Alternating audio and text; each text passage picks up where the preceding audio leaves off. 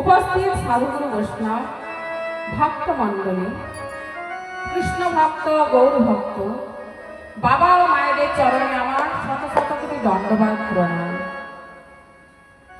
कारण कृष्ण गुरु साधु वैष्णव और भक्ति शास्त्र এই পাঁচটি একই বস্তু। আর ভগবান শ্রীকৃষ্ণ হলেন সকল ব্রহ্মাণ্ডের মাথার মণি, আর গুরুদেব হলেন অভিন্ন মূরতি। কিন্তু গুরু কখনো কৃষ্ণ নয়, একথা কারা বলে তা আমি জানি না বাবা। তবে যারা বলেন তাদের ভক্তি শাস্ত্রটা একটু পড়ে দেখা দরকার। গুরু যদি কৃষ্ণ হবে তাহলে ভাবুন তো, ভগবান শ্রীকৃষ্ণ 8 বছর 9 মাস বয়সে গোকুলকে ইন্দ্রের কোপানল হতে রক্ষা করেছিলেন।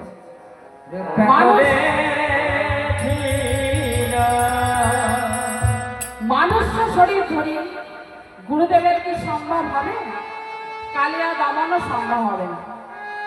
এগুলো হলো পূর্ণ ব্রহ্ম, সনাতন স্বয়ংয়ের কর্ম, এটা কোনো অংশের কর্ম নয়। তাই ভোরবেলায় একটা গুরু স্মরণের গান রয়েছে,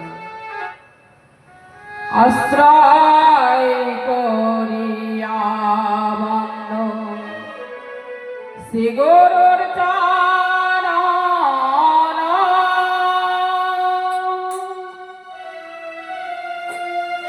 আশ্রয় করিয়া বন্ধ শ্রী গুরুর চরণ,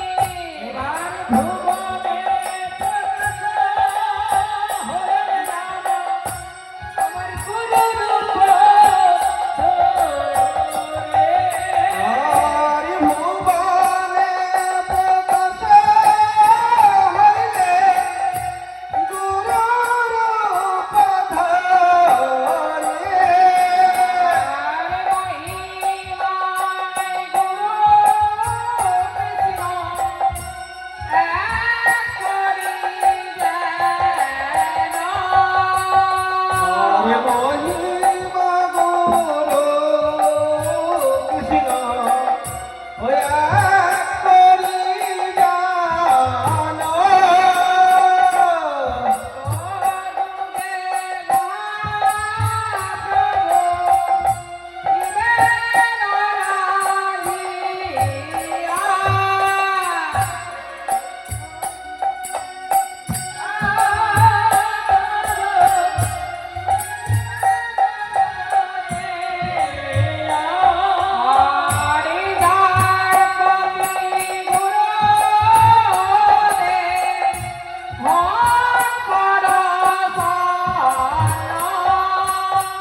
আর যার প্রতি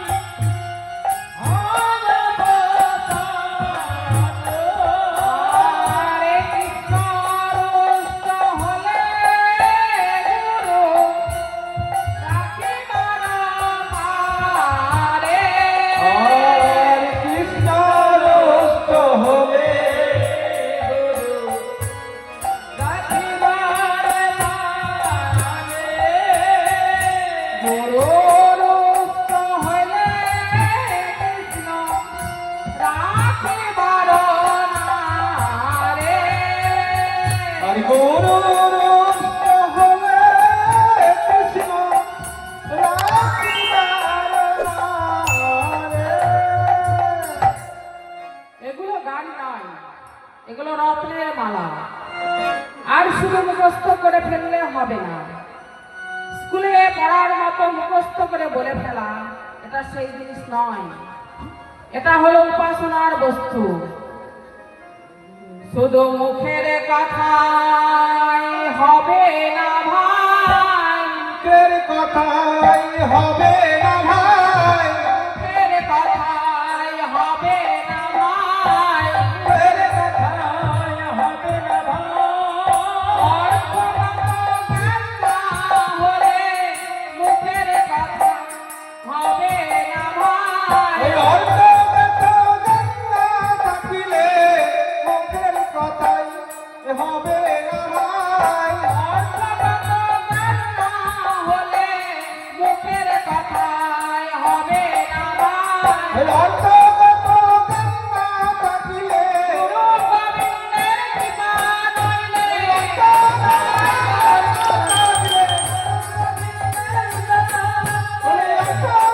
জ্ঞান না থাকিলে মুখের কথাই বাসে না।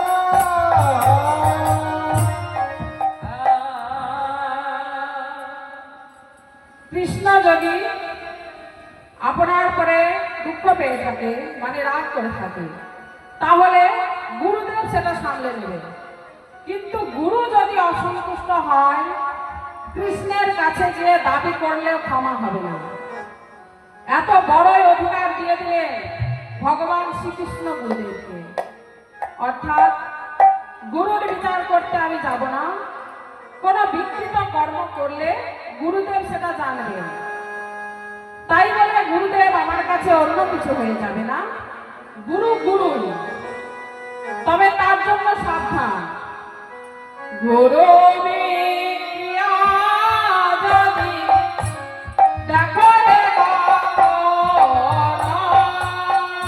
গুরু বিক্রিয়া যদি দেখো হে কখনো,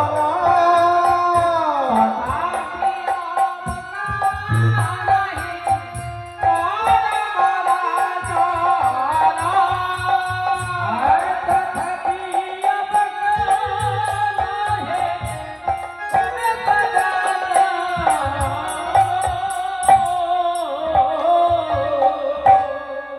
তাহলে গুরু সাজতে হয় না, গুরু হতে হয়। সাজা গুরু সাজায় হবে। ভগবান কর্ম ছেড়ে দিলেন জীবের হাতে। যে যেমন কর্ম করবে দেব। তবে যাই হোক, আজ আমার গৌরহরি গত রজনীতে হরিনাম সংকীর্তনের নিশি জেগে নিজ মন্দিরে ঘুমাই আছে। ভক্তগণ নগর কীর্তনে নিয়ে যাবেন, তাই গৌরহরিকে জাগাচ্ছিলেন। অরে অরুণয়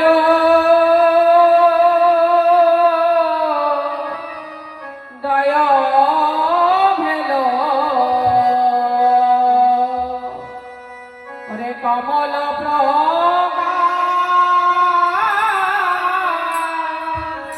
আরে অনন্ত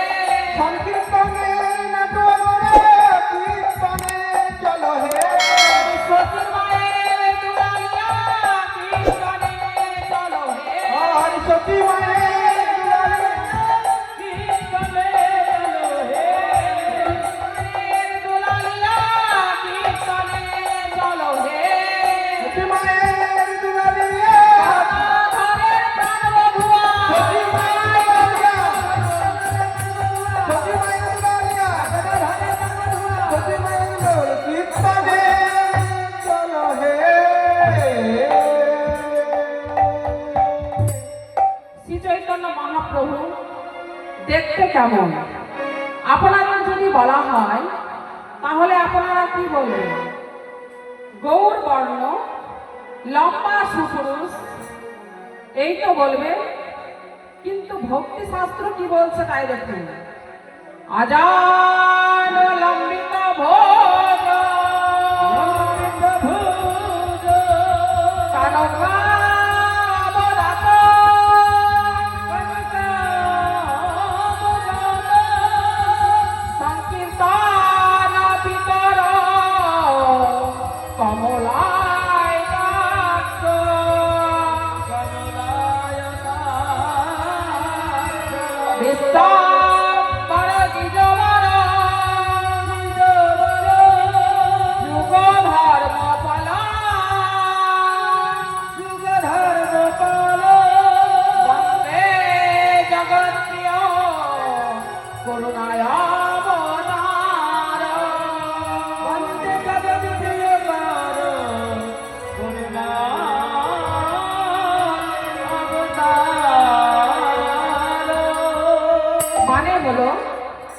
হাজার হাজার লোকের মধ্যে যদি আমার গৌরাঙ্গ মহাপ্রভু থাকে তাহলে গৌরাঙ্গ মহাপ্রভুকে চিনতে কারোর অসুবিধা হবে না।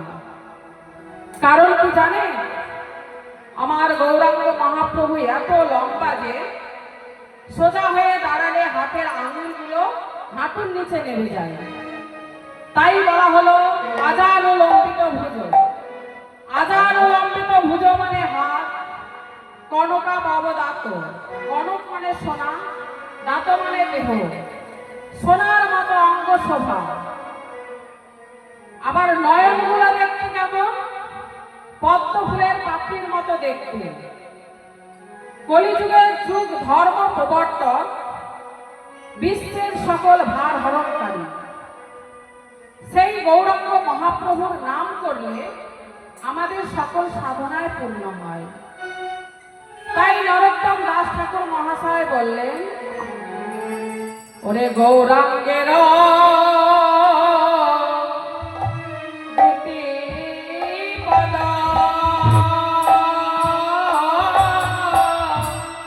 যার ধন সম্পদ, আমার গৌরাঙ্গের দুটি পদ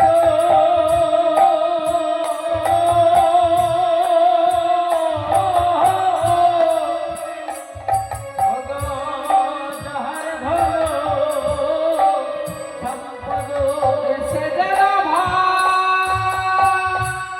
ভাতির সদার,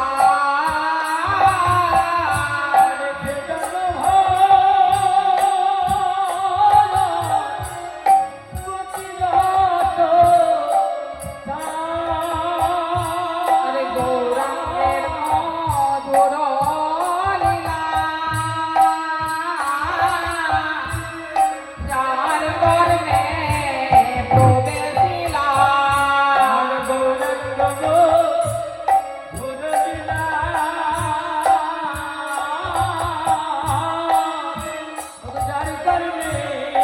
প্রবেশিলা, তার হৃদয়নি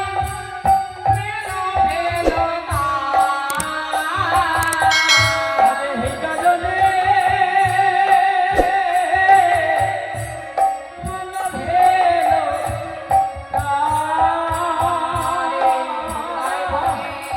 নির্মল হবে, হৃদয় ভূমি নির্মল হবে, হৃদয় ভূমি নির্মল হবে, হৃদয় ভূমি